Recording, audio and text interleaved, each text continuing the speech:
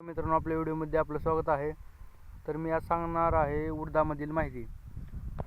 तर शेतकरी मित्रांनो, हे पहा, इथे उडीद उगवला नाही. पाहू शकता आपण, इथे उडीदच उगवला नाही. तर आपण सांगणार आहे उडीद न उगवल्यास काय केले पाहिजे ते आपण सांगणार आहे या व्हिडिओमध्ये. तर संपूर्ण व्हिडिओ पहा. तर उडीद उगवून उडदाची पेरणी करून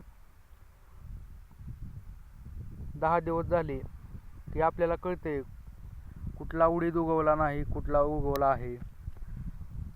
तर असा एखाद्या ठिकाणी राहिला असेल तर आपण डबल पेरू शकतो, म्हणजेच हातानं डोबू शकतो डबल.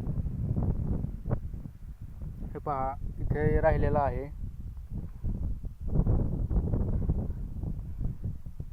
आपण इथे डबल पेरू शकतो.